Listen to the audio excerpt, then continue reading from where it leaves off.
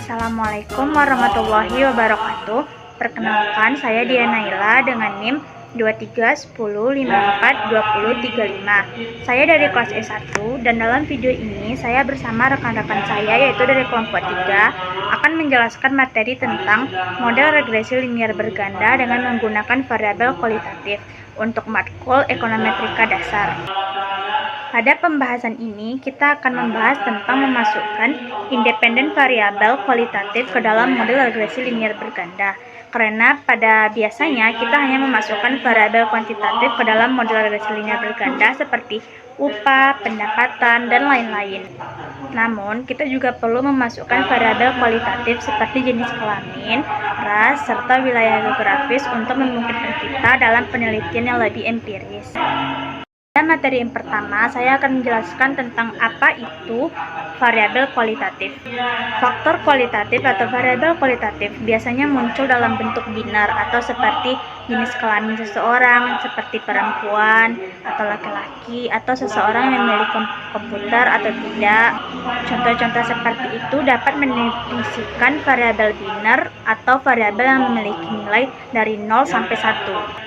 Pada ekonometrika, biasanya variabel binar ini bisa juga disebut variabel dummy atau variabel yang memiliki nilai seperti dari 0 sampai 1. Seperti kita harus memberikan nama untuk yang bernilai 0 dan juga kita harus memberikan nama untuk yang memiliki nilai 1.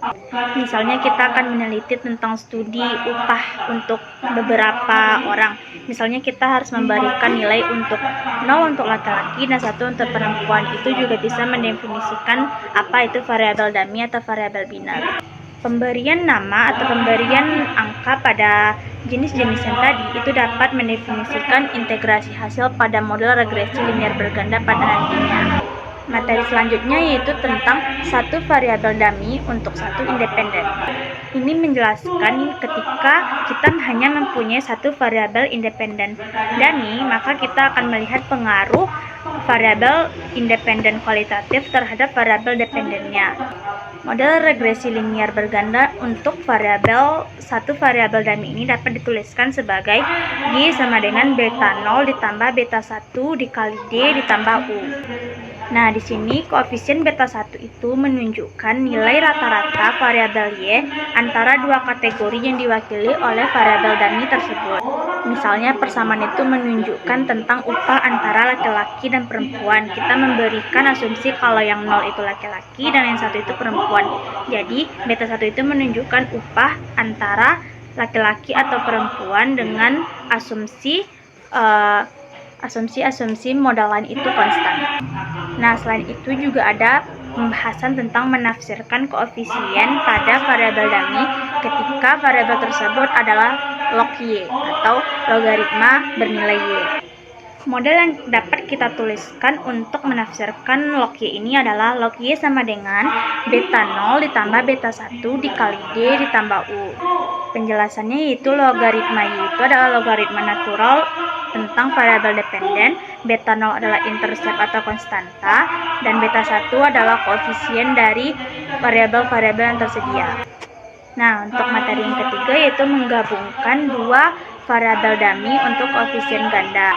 Untuk menangani kasus dua variabel kualitatif atau lebih dalam kategori ganda, kita dapat menggunakan rumus atau model ekonomi dalam bentuk yaitu Y sama dengan beta 1 dikali D1 ditambah beta 2 dikali D2 ditambah U. Penjelasannya yaitu Y adalah variabel dependen yang ingin kita prediksi, beta 0 adalah konstanta atau intercept, beta 1 adalah koefisien untuk dummy yang pertama, beta 2 adalah koefisien untuk dummy yang kedua, sementara U adalah residual. Selain itu, kita juga dapat membahas menggabungkan variabel dummy pada ordinal. Ketika kita memiliki variabel ordinal atau variabel kualitatif yang memiliki urutan angka tertentu seperti SD, SMP, SMA, D3, dan S1, kita dapat menggabungkan kelima informasi ordinal ini dengan variabel dummy. Nah, kita dapat mendefinisikan variabel dummy-nya seperti berikut. Seperti D1 sama dengan 1 jika pendidikan terakhirnya adalah SD dan 0 adalah tidak. D2 adalah sama dengan 1 jika pendidikan terakhirnya adalah SMP dan 0 adalah tidak. Dan D3 jika pendidikannya adalah SMA dan 0 adalah tidak. Dan D4 4 sama dengan 1 jika pendidikannya adalah D3 dan 0 jika tidak. Nah, sebenarnya itu ada kategori kelima yaitu S1 yang kita gunakan sebagai acuan, tetapi kita tidak perlu membuatkan variabel dummy untuk kategori ini. Nah, materi selanjutnya akan disampaikan oleh rekan saya yaitu Nayara Khairunisa. Baik, saya Nayara Khairunisa akan menjelaskan apa itu interaksi yang melibatkan variabel dummy dan variabel lainnya. Dalam beberapa kasus, kita mungkin ingin mengeksplorasi interaksi antara variabel dummy dan variabel lainnya. Misalnya, kita bisa melihat apakah efek pendidikan terhadap upah berbeda antara laki-laki dan perempuan. Model regresi ini dengan interaksi antara variabel dummy dan variabel lainnya dapat dituliskan sebagai weight sama dengan beta 0 ditambah beta 1 female ditambah beta 2 education ditambah beta 3 female dikali education plus U.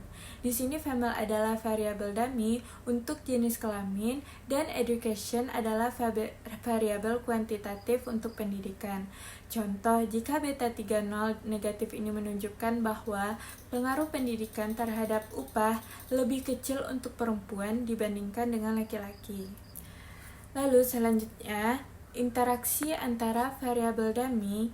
Kita juga bisa mengeksplorasi interaksi antara variabel dummy. Misalnya, kita bisa melihat apakah efek status pernikahan terhadap upah berbeda antara laki-laki dan perempuan. Model regresi dengan interaksi antara variabel dummy dapat dituliskan sebagai weight sama dengan beta 0 ditambah beta 1 female ditambah beta 2 merit ditambah beta 3 female dikali merit plus U. Ini menyatakan beta 3 positif ini menunjukkan bahwa efek status pernikahan terhadap upah lebih besar untuk perempuan dibandingkan dengan laki-laki. Memungkinkan kemiringan yang berbeda dalam model regresi berganda. Kita bisa memungkinkan kemiringan untuk yang berbeda untuk kelompok yang berbeda. Misalnya, kita bisa melihat apakah hubungan antara pendidikan dan upah berbeda antara laki-laki dengan perempuan. Model regresi dengan kemiringan yang berbeda dapat ditulis sebagai weight sama dengan beta 0 ditambah beta 1 female ditambah beta 2 education ditambah beta 3 female dikali education plus U. Contoh, jika beta 3 negatif ini menunjukkan bahwa hubungan antara pendidikan dan upah lebih lemah untuk perempuan dibandingkan dengan laki-laki.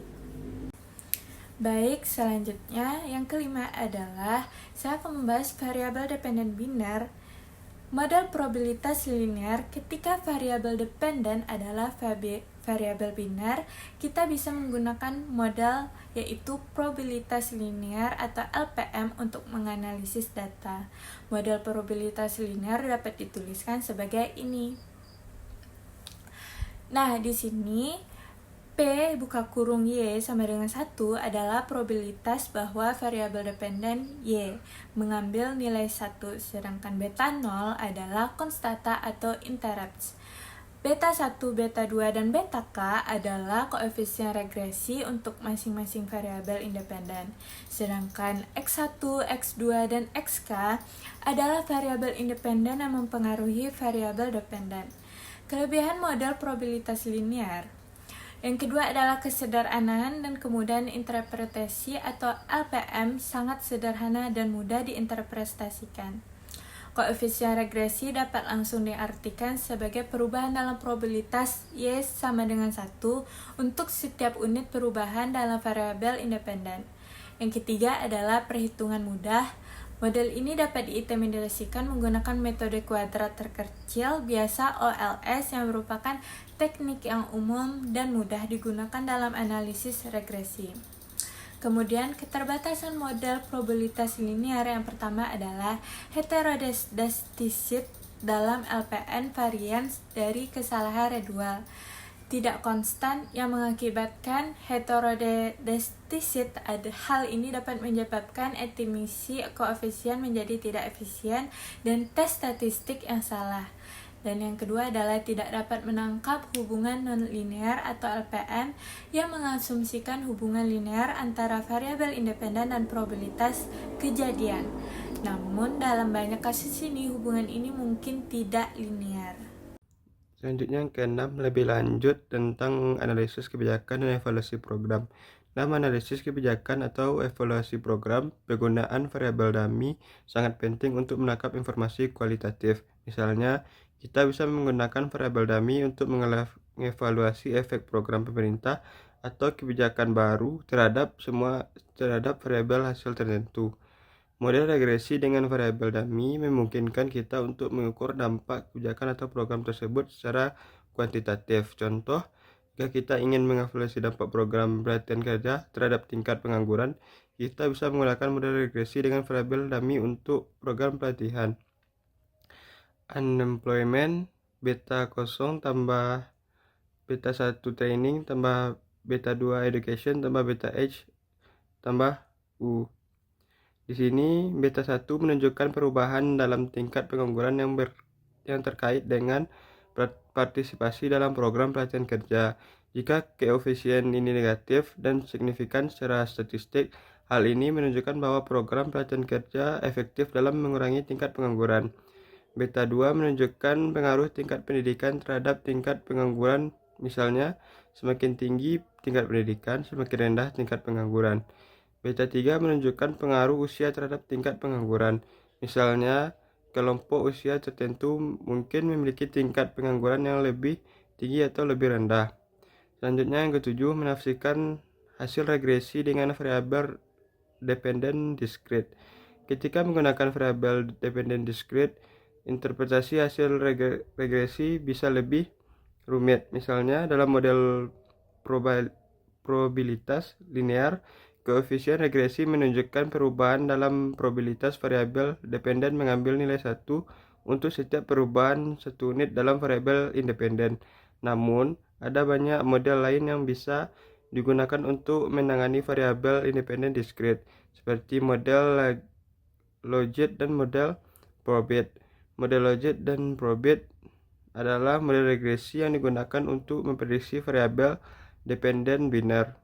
Misalnya ya atau tidak, sukses atau gagal, atau benar atau salah. Model ini sangat berguna ketika kita ingin memahami faktor-faktor yang mempengaruhi terjadinya sesuatu kejadian.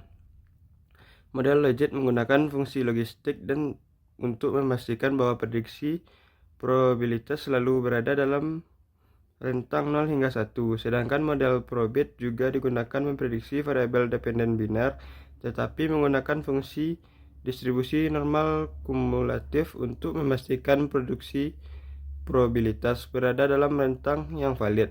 Model ini digunakan dalam analisis statistik dan memiliki aplikasi yang mirip dengan model logit.